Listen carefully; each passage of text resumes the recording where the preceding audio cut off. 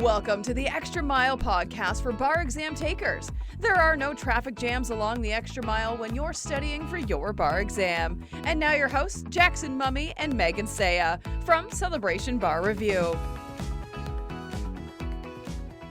Welcome. We are glad to have you with us. Today is Wednesday, July 7th, and we're going to shake things up a little bit, if you can see here on the screen. I'm going to be joined in a few minutes by Megan, but we also have June with us today on camera, and we're going to talk to her at the end of our time together. She's going to talk a little bit about mindset, so that's an extra special treat. I hope everybody had a wonderful 4th of July holiday. It seemed like the holiday went forever. I don't know if it felt that way in your world, but it just stretched on and on. In any event, here we are, 3 weeks until the bar exam. And I know that there's a lot going on. I know that there's a lot of energy and a lot of anxiety sometimes that comes with that. So we're going to talk about that today. We're going to answer your questions. We wanted to pick up on some of the questions from last week about what's holding you back. We had a few that came in after we were done. And so Megan and I are going to talk about that. And we'll also update you on what's going on, news around the bar exam world. Megan, are you there? We'll have you jump in. Hey. Hi, good afternoon. How are you doing? I'm doing very well. We are under a tropical storm watch here. Oh, that's right. Yeah. And so for those of you that are in the path of Elsa, isn't that weird? Let it blow? I don't think Disney should have let them do that. Anyway, Elsa is apparently heading north of us. And so we're good, but certainly for all of you who are in the path, be safe, be careful. Please don't try to study in the middle of a tropical storm or hurricane. But yeah, we're doing good. And I was saying before you came on that I thought that the holiday weekend was interminably long. Did it feel that way to you? It was fun, but yes, okay. I guess. But yes, it did feel like definitely 4th of July. Anytime a holiday is on a Sunday, I feel like you get like a whole week of celebration. Yeah, and I love celebration, right? Enough. I know everybody was studying. I know we had a lot of progress. A lot of students made great progress last week, and I would expect great progress this week, don't you? This is a good growth week. Yeah. Yes. Let's go ahead and jump into the news of the day in the bar exam world. And what do you have for us this week? Yeah, so I feel like it's been a little while since we've had any news specific to the bar, which is great. I think no news is good news as far as I'm concerned after a year of a lot of bar news every week. But this time, really interesting news out of Oregon. Obviously, this won't impact any of our students, but I do think it's really important to keep an eye on the future of the bar exam and where things are headed and where the wind is blowing. Oregon had a task force that submitted some recommendations in a report on the bar exam to the Oregon Board of Bar Examiners. And this task force determined that they should give 2 other options for new recent law school grads to be able to become licensed in Oregon. And the Board of Bar Examiners accepted that proposal without reservation and has sent it on to the Oregon Supreme Court, who will ultimately make the decision if that's what they're going to do. So in Oregon, there's going to be 2 additional, potentially 2 alternative pathways to taking the regular bar exam. One would be what they're calling an experiential learning pathway, where during your last 2 years of law school, you do a lot of experience clinic-based work, and then you submit a portfolio at the end to the Board of Bar Examiners. And then you would be licensed after that, so right upon graduation. And then the second way would be a supervised practice pathway, and that one is somewhere between 1,000 and 1,500 hours that you would work after graduation under the supervision of a licensed attorney, and then you would submit a portfolio of your work again to the Board of Bar Examiners in order to show your minimum competency. So that is now with the Oregon Supreme Court, and they will be determining what's going to happen. We'll keep people updated. I just find it really fascinating to see that there was a big push during COVID for alternative licensing pathways, for abolishing the bar exam. And so it is really interesting to see in some states where they made decisions to just license people automatically as they graduated during COVID, or now maybe some of these states making more permanent changes about ways that people can become attorneys in their state. Yeah, I do think it's interesting. I think there are a couple of caveats that everybody should keep in mind. One is you're going to read inevitably quick takes, hot takes that say the bar exam is over. That's not true. The bar exam is going to be here, I think, into the next century. It is a permanent fixture in most jurisdictions.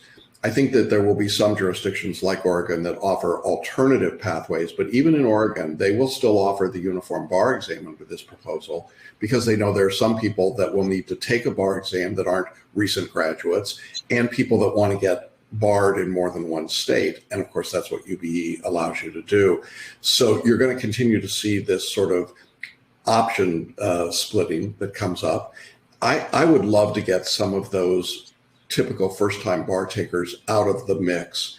I actually think that is good news for our market, for the people who are repeat bar takers, because if we get those first-timers out of the way, I think it opens up more seats in the traditional bar exam, more passing opportunities. So I see it as a positive for our particular audience that we speak to most of the time.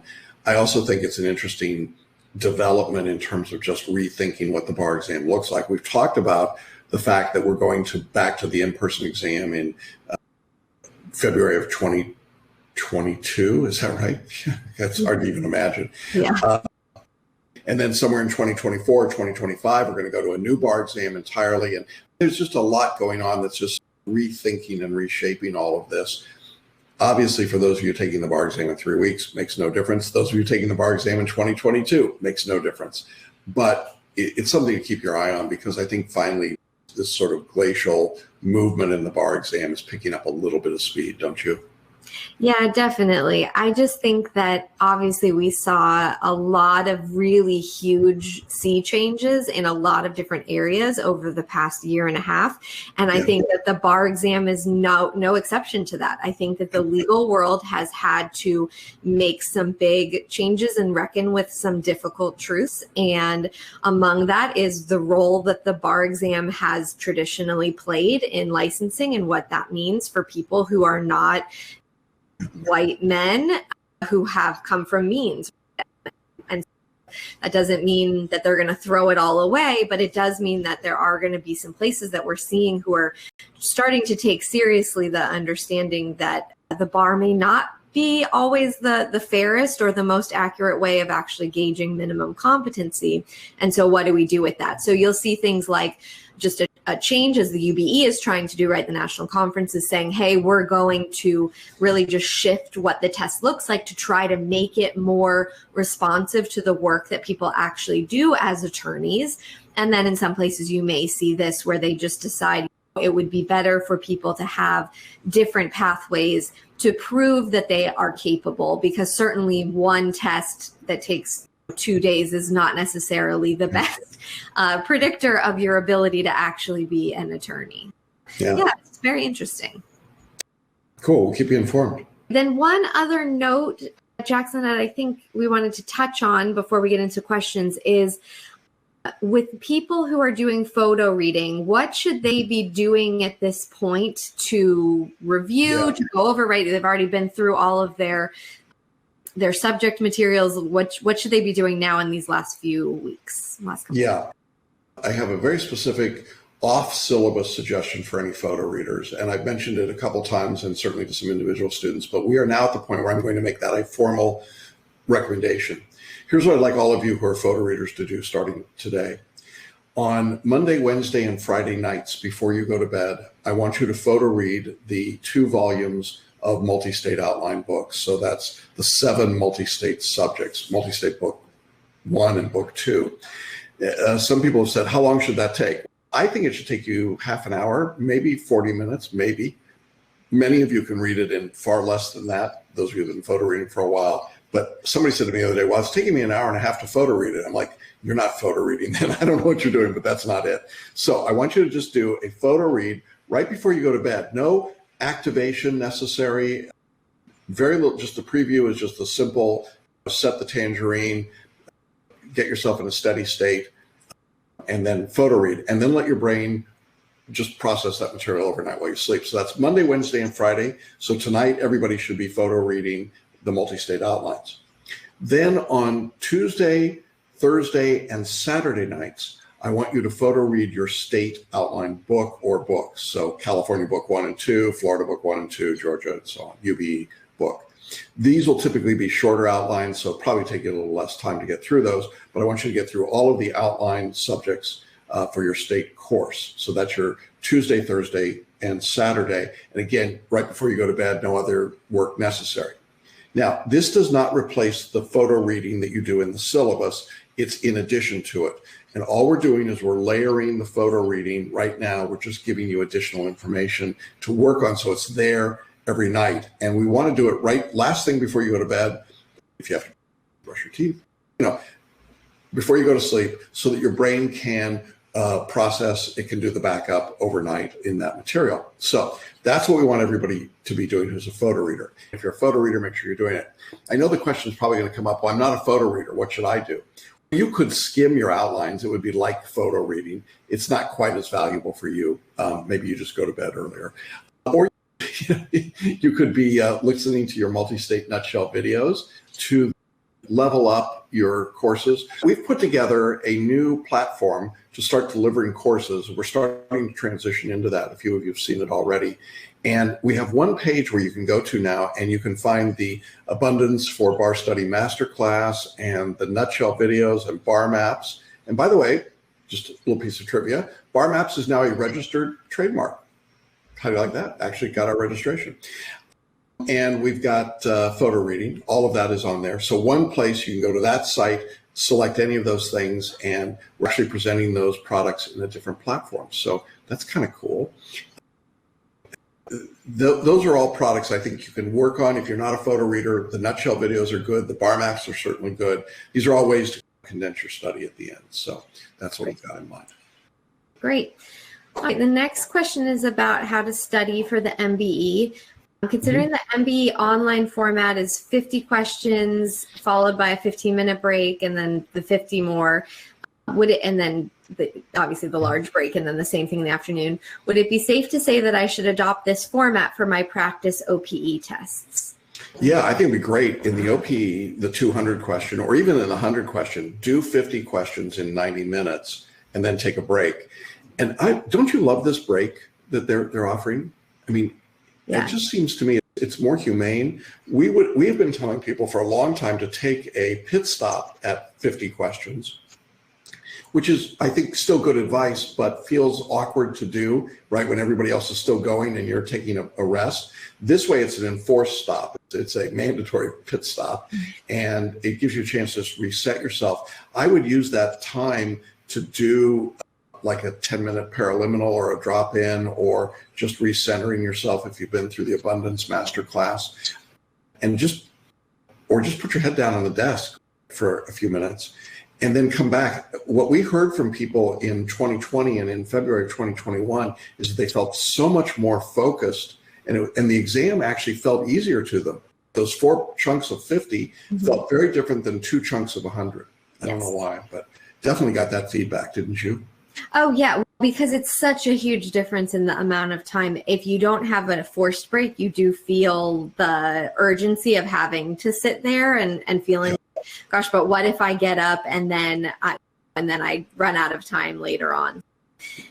Yes, I was 11 weeks pregnant when I took the bar exam, so I had a forced break automatic because there was no way I was going to be sitting there for hours without leaving the room. But yes, I think the 50 questions, 15-minute break, 50 questions, and the lunch break is a really nice way to do it, and overcomes the problem of, which we were all concerned about when they first said they were going to be giving it online, which is, what do? You can't not let people go to the bathroom for hours in order to take the MBE.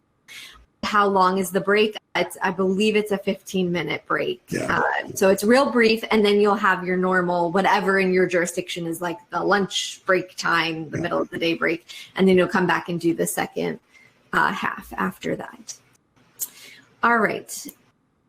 I was wondering when is a good time to take the practice OPEs for the July exam. I remember you mentioned that they serve as a pretty good indicator of how one will perform on the real exam.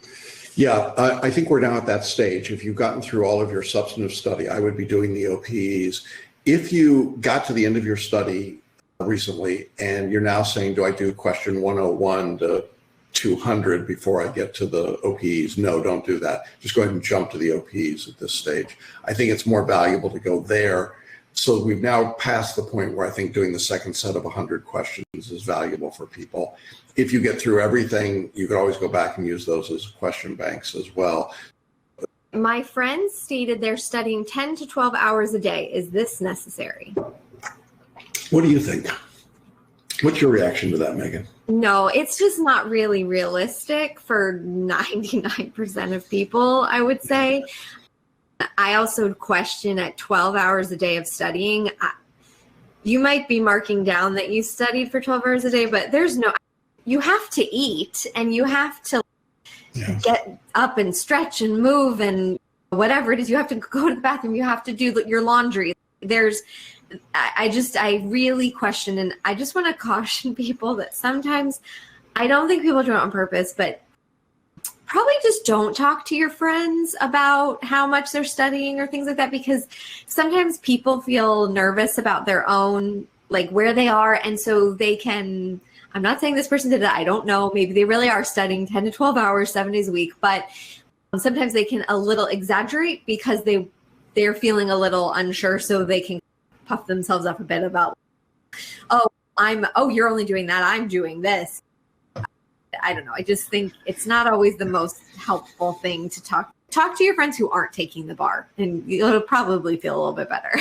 or join our group coaching calls and get it more realistic. I think there's a little bit of a humble brag, you're right, about all that. And I think that I do monitor a couple of outside Facebook groups that are not ours, that are bar takers and repeat bar takers. And there's a lot of that kind of dialogue that goes on. And it's, you studied 10 hours? I studied 15 last night.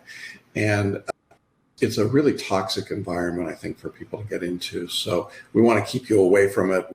We recognize that you're probably going to be exposed to some of it, but really don't buy into it. It doesn't get you anything. Every exam, we have people that study just the way we've laid it out, and they're successful. And you just don't need more than that. And so don't get caught up in that mania, I think, generally. And don't burn yourself out. That's my worry for if this friend really is studying 10 to 12 hours a day. They are going to be so exhausted by the time they get to the exam. And that's just not setting yourself up for success. Yeah. And we did those 6 keys to getting on the pass list video series. And the New York bar examiners in the Access Select study were very clear that this kind of marathon studying doesn't work, and marathon practice doesn't work. The first 3 videos in that series are all about time in different respects. The amount of time you've got, the quality of your study time, and the way you manage time on the exams. I would encourage any of you that are wrestling with that. The videos only take 20 minutes each. Check them out. You can grab those videos. I think they're very helpful, and they're really good reinforcement of the structure that we want you to follow. Yeah.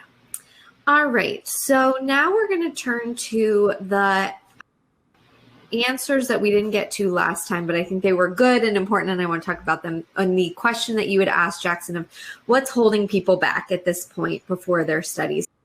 We didn't get a chance to talk through everybody's last week, and I just thought they were really great, and we've gotten so many people who are saying like, I just saw myself. I thought there was people who I was like, that must have been you who gave that response, and they said, no, that wasn't me, but I was so happy to hear I'm not the only one who was feeling that way. Let's talk about a few of these, and then we'll bring June on in a little while. All right, so we can talk about how do we overcome this too? Okay, right. So first, holding me back is fatigue. And man, that is something we hear a lot of right at this time before the bar exam. Yeah. The basics really apply here. One is I would start going to bed every night at the time you're going to go to bed on the bar exam days. And I would start getting up at the time you're going to get up so that you begin to train your body with 3 weeks to go into that rhythm. So that's the first thing. You've just got to get good sleep. And if that means some melatonin or just being ready to knock yourself out. If you're doing the photo reading before you go to bed, it'll help you go to sleep, believe it or not. So I think that's one part of the fatigue question. The other part is nutrition. And I don't think there's any way of getting around that. You've got to have good nutrition, which means really paying attention to what you're eating for your particular circumstances and then being consistent. Don't change your nutritional habits right now, but set the habits you want for the exam. Along with that, one of the things I find is drinking a lot of water, trying to get, I've got an app that tells me how I'm doing on my water. I'm at 60% for the day today, so just so you know.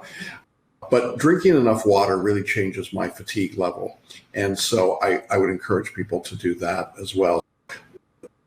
The sleeping, the nutrition, and then the last piece is trying to continue to get some physical exercise in. I know it feels like you don't have enough time to do that, but a short half-hour walk or workout or bike ride is an amazing rejuvenator wherever it comes in your day.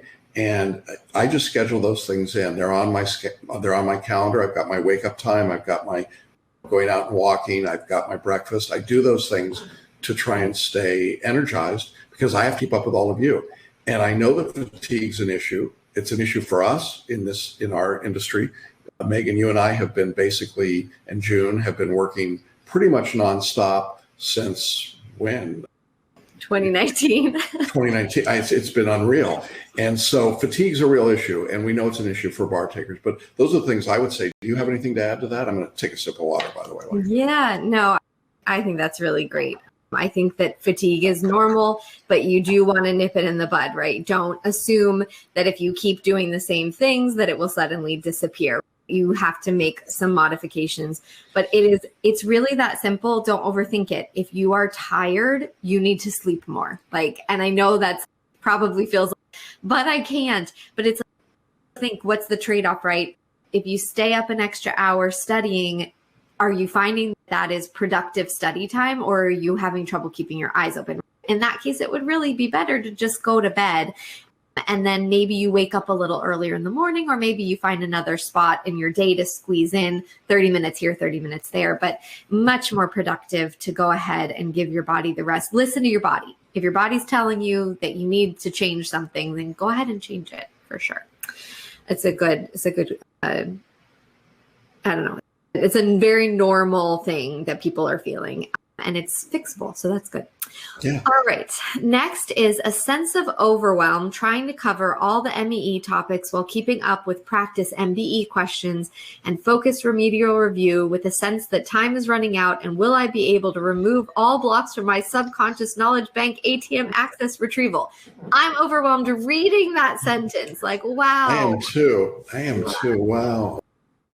So let's break it down and just make it a little bit easier, right? So for the last 3 weeks, you want to go where you're uncomfortable. You want to work on the things you don't know. You don't need to do everything.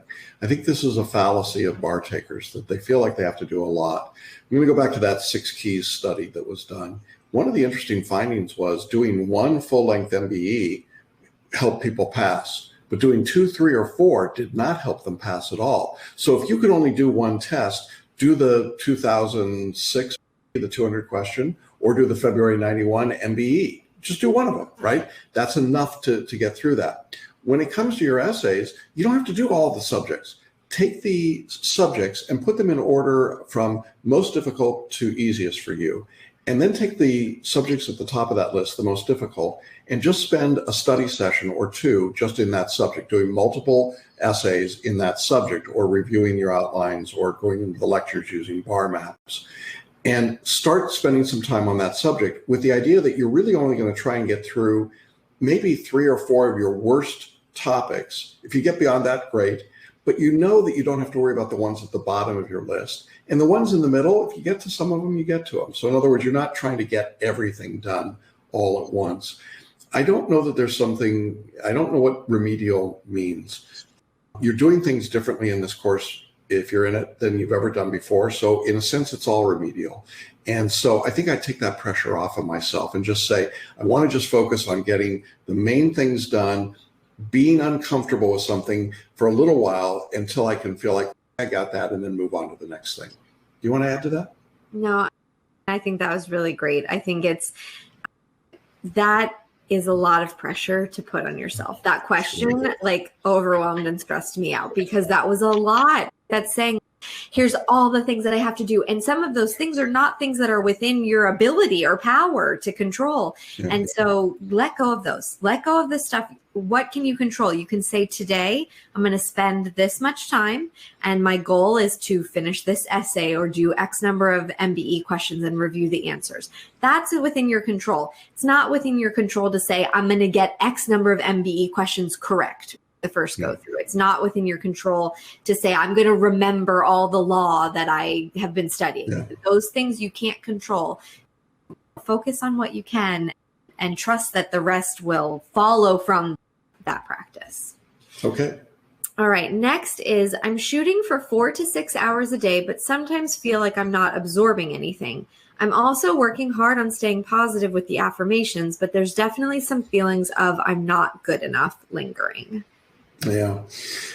The Abundance for Bar Study Masterclass, best 90 minutes you'll ever spend, trust me, out of all of that time, it will help you deal with that. And so I would encourage that. I think when you feel like you're losing your focus, it's good to get up and take a 15-minute break. I mean, just literally getting up, moving around, changing your environment, listening to a paraliminal, doing a little bit of meditation or deep breathing. All of the techniques we talked about in the Abundance Masterclass, I think are really helpful. And then I think you come back and you've got a better focus. So breaks, frequent breaks, I think is really a good thing. In terms of not feeling good enough, we're going to talk about that with June a little bit in a minute, but I think in general, those are all those stories in your head. They're all the noises in your head that tell you all the reasons you can't be good enough. And you simply have to keep your focus on what you're doing and why you want to do it. And it doesn't make those voices go away, but it certainly lessens their impact. All right. What's holding me back from success in the bar exam is writing essays. I love this one. Most of the answers were very emotional, or which makes sense. It's a lot of people's blocks. And I love that this one was just so practical. Like, I can't write a good enough essay to pass the bar exam. And okay. That's holding me back. Okay. A lot of tools in the course to help you. The most obvious would be the personal writing workshop with Megan, or buying coaching time with me or with Megan to work on your work. If you're already in the Basic Plus or Personal or Premium course, you've got coaching calls using those. I think those things all make a difference. Going back to the basics in the course, watching the essay writing workshops again for your course makes a difference. Those are very received lectures over many years. We know that they work. So going back and just following the approach. I had a student today that kind of went off the reservation and suddenly started writing an Iraq issue spotting essay and said, I did it because I was nervous. I thought I was running out of time. And I just went back to what felt normal and natural. And just getting yourself back on track and saying, no, stay with the writing system. This works. It will help you. Don't start changing today. I think my biggest concern is that people freak out and start saying, I know that Iraq writing doesn't work for me, but boy, I know how to do it. I'm going to just keep doing it. That would be a mistake, right? That's the thing you want to avoid. Stay within the writing system that we've given you. Definitely. Yeah. And ask for help. I think that's the number one thing. If your essays are not where they need to be, I just don't think you're going to magically figure it out on your own. I think you need to ask for help. And so we're here to help if anyone needs it. Yep. All right. And then our final, what's holding me back, is getting upset when my answers are not correct. Yeah, we're so hard on ourselves, aren't we? If our kids made a mistake, if our little kids were reciting the alphabet to us and they went A, B, C, X, J, K, we wouldn't say, oh my gosh, what an idiot you are. We'd say, oh, yay, good for you. You tried. And now it's A, B, C, D, E, F, G.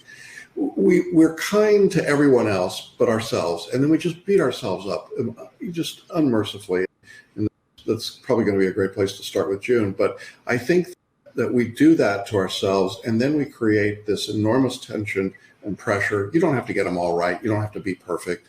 You just have to be good enough to pass. And so we set an expectation that just we're never going to meet, and then it becomes a trapdoor. So I think that's where we are. That's probably a good place to bring June in, don't you think? See if we can magically bring her on screen here.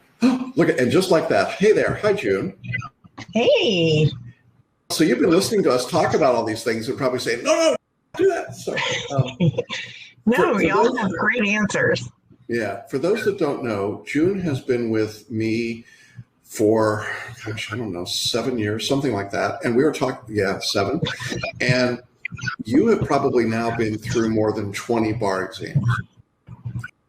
So even though you're not a member of the bar, you're not a lawyer, you are a certified mindset coach. That is a thing.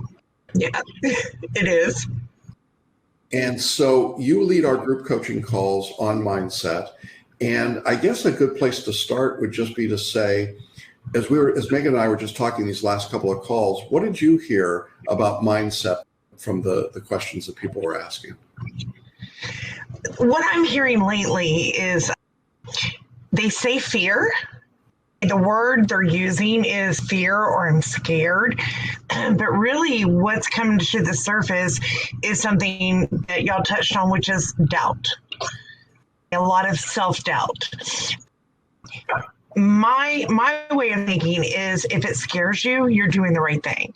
We should all have a healthy dose of fear. It's what makes us move forward and not stay where we are. So what I say on my coaching calls is unless you're in mortal danger, fear is your compass. So stay the road with fear. But doubt, that's harder to overcome.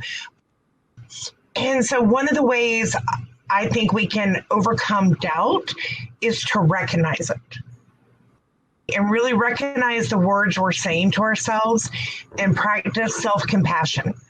And what I mean by that is we say things to ourselves we would never say to a friend or to another human being. So recognize the words you're using with yourself. I'm a big fan of journaling. I like when those doubts pop up to journal about them and then let it go. You write it down, let it go. But the more you recognize the words you say to yourself, the easier it becomes to change the language. Yeah. Megan, does that make sense to you? I know you like to journal a lot. Yeah, definitely. And I can't even believe when I've seen students that June has worked with and walked through this journaling process with, the way that then when they're in coaching calls with me, where we're talking about their writing, the way that they speak about themselves changes, the way that they speak about their worth and how it is not actually tied to this test changes. And so it leads to obviously changed outcomes, right? But even more importantly than that, it leads to a place where people no longer feel like that pressure of I am how I perform on this test, which I think it carries you so much further, whether you pass or you fail the bar exam. It's such an important life lesson on the whole. And it's really, I've just seen amazing results from students who've done the journaling with you and talked with her and done the work. Put the work in on that. Yeah. We had the question from a student that said, I feel like I'm not good enough. What would you say to that student, June?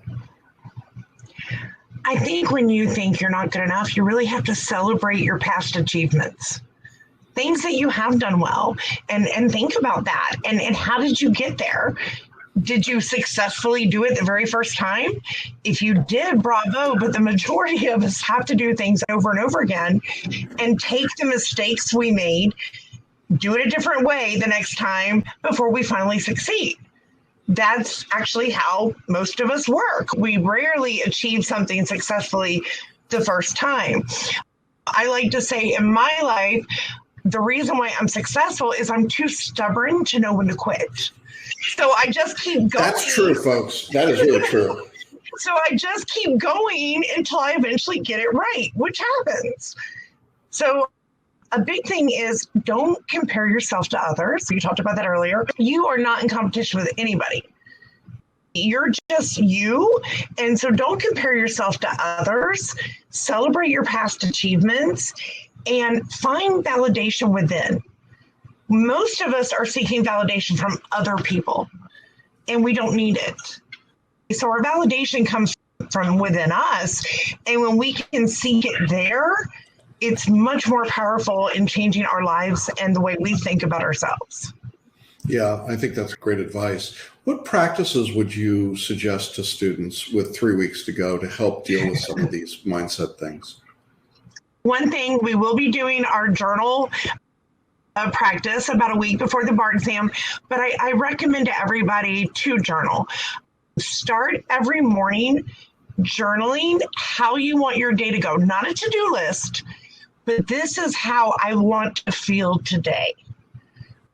Start off on a high note. At the end of the day, like right before bed, write down how your day went. Write down what went wrong. Write down how you can do it differently, and then let it go. So in other words, we're used to starting out every day with our to-do list. And then when we don't check enough off, we're frustrated. And it just rolls into the next day and rolls into the next day. Each day is a new day. So you have that day to do what you need to do. And if you don't finish it off, you don't carry it over, you start new. So in the morning, again, how you want to feel. Journal a few sentences. Does not have to be a book. I'm talking 3 or 4 words. I want to feel joyful today. And then do something that makes you feel joyful. We talked on the call that happiness. Oh, I'll be so happy when I pass the bar. But everything that's bothering you will still be there. So really, a better word is to find joy in your life so that when you do pass the bar, that feeling continues instead of happiness, which is in a moment. Stop chasing happiness and look more for the joy, which comes from gratitude. Nice. Yeah, I think that's a big deal. Megan, I know that you are a master of multitasking. You get a lot of things done. Do you follow that kind of an approach of just, here's what I've got going for the day, and then it gets finished, and then we move on to the next day? Is that your take? Yeah, I'm over here taking notes from June. This is so good. I'm like, oh, I love this, because I'm that person who starts with the to-do list, and I'm like, wow, what a shift even just to think. I start with the feeling, the emotion that's the goal for the day rather than the achievement. I love that. That's so good. But yeah, definitely. I think that it's like compartmentalizing your day, which then helps you to compartmentalize. I think for the students, the last bar exam you took, if you were unsuccessful on it, it's not this new one. And you have to be able to separate that in your head and say, yes, I may have failed it in the past, but when I walk in on that first day or I log in on that first day, this is a new test. None of my old stuff is here. None of my old essay questions. It doesn't matter what score I got in the past. This is a blank slate. And so I think the practice of learning how to do that in your daily life really can translate well into being able to do that on the bar exam and not carry in all the junk that you've accumulated in your own head about past exams, but to be able to go in there, think about how freeing it would feel to go in there unencumbered and just feeling like I have prepared for this, I can do this, and it doesn't matter what happened with prior bar exams in the past. We are all starting on the same level playing field today, right now. And I love that. Why do we take what happened or past a bar exams into the new one? Because you're not that person. You said it before, Megan, the person you are today is not who you are tomorrow, or even the day of the bar exam. So everybody studying right now, don't worry, because you still got 3 weeks. And you're going to be way further along in 3 weeks. That's a long time. And so we got to let go of that baggage of past bar exams. Yeah. I hope people are absorbing this. This is great stuff.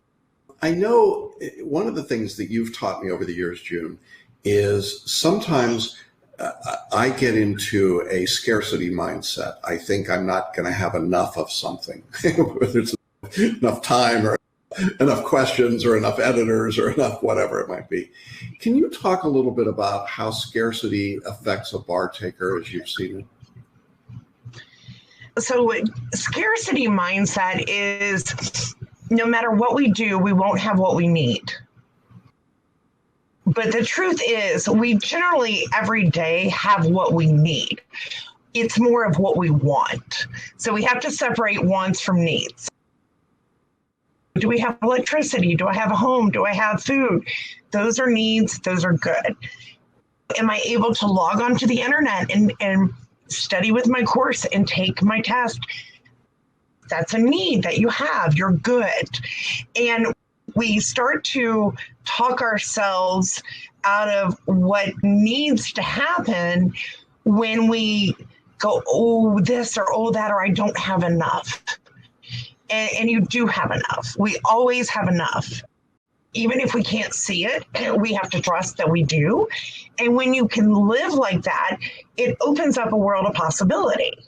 And again, it's about the language we use with ourselves. When I do that, it's very easy to slip into a scarcity mindset, especially if you've ever been a single mom or had trouble with anything. It's very easy to slip in there. But even back years ago, when my children were little, I look back and we had everything we needed. And so that's helped me to build this lifestyle, I guess, of even if I don't have what I want today, I'm working towards that. That's my goal, but I have what I need. And having just what you need right now in this moment and not getting too far ahead of yourself keeps you grounded, which is super, super important. Especially a lot of our students are thinking of the exam day right now. Be in the right now. Don't worry about 3 weeks from now. It will be here. And when it gets here, you will be fine. So we're not going to be in the scarcity mindset of, right, I'm not going to have everything on that day. Right. You will be fine. And the other thing is, so the internet, we've heard this a lot about the test being online. Do your due diligence. Make sure you have what you need. Let it go. Because like Megan said, the rest of this is out of your control. Yeah, it's funny, isn't it, how people get wrapped around the axle on stuff that is actually pretty manageable, and then it becomes bigger and bigger. It's like the monster in the closet. And then we're just terrorized by this thing. Yes. And when we actually articulate it, when we talk about it, then it starts shrinking in size again. We go, oh, I guess that's not such a big deal. So I just need to have a quiet room. I don't have to go move out to the country to take the exam. It's an interesting phenomenon that people go through in these last 3 weeks. I know you've got lots of people on your group coaching calls. What are you telling them in those group calls right now? What's important for people to hear 3 weeks out on the exam? So what I'm hearing that's important is everybody's starting their practice exams and they're worried about I didn't get very many right. Yeah. So my advice to that is to take your exams and quit focusing on the outcome. In other words, just take the exam, use your intuition, 90-second rule to answer on what you think is right and move on. And don't worry so much about the outcome or the score. When you release that pressure off yourself, it opens you up for your intuition to have room to flow. So that's number one. And then the other one is just take a moment, take a deep breath, be right now, you're fine. Quit worrying about things you can't resolve. If you can resolve it, great, fix it. If you cannot resolve it, it will wait 3 weeks. Let it go. Just let it go. And again, take a break. A couple exams ago, we had a student who just needed permission to have ice cream with her grandchildren. And I gave her that. And once she had that, she was gone an hour, but she was so rejuvenated with her studies. Whatever that looks like for you, a bubble bath, a pedicure, a walk in the park, do it. I know Jackson loves pedicure. Do it for yourself because it will rejuvenate you so that you actually do study more productively than if you're dredging 12 hours a day. That's not helping anybody. Yeah, that's awesome. We're about out of time. Megan, you got any final comments or thoughts here about this? I feel like this is maybe more than all the different, maybe weird ways that we teach at Celebration Bar Review. This is the thing that to me makes what we do so different and work, is that we genuinely care about the whole person, and that we do things recognizing that when you walk in to take that exam, you are still a whole person, and that your emotional state is just as important to your success on the bar as how much of the law or how great of a writer you are. And so I just love this so much. And obviously June is amazing. She is this resource here for everyone. I hope that people go to the coaching calls, because it doesn't matter who you are or where you think you are emotionally. When we are dealing with stressful situations, can start to develop some unhealthy coping mechanisms around them. And so June is such a great resource, and the other people on the coaching calls are such a great resource for how to get yourself into a healthy emotional place, so that when you go to take the exam, you are not your own worst enemy in there. I just really encourage everyone to do this. It's really from a genuine place. June cares about these students. I care. Jackson cares. Like, we really genuinely recognize that you are all actual people and not just robots who we're inputting, here's how to do FLA into, and then you spit out the exam. So definitely take these resources to heart, use them. June is incredible, and I think that she has so much wisdom to offer everyone. So. Yeah. Thank you so much, both of you, for being with us today. Great to have everybody here. Great to have all of you on the call today. So we'll continue to move forward with these discussions. Hope everybody has a great study week. Keep your mindset good, and we will see everybody again next week. So thank you, June. Thank you, Megan. Thanks for listening and watching the Extra Mile podcast for bar exam takers at celebrationbarreview.com.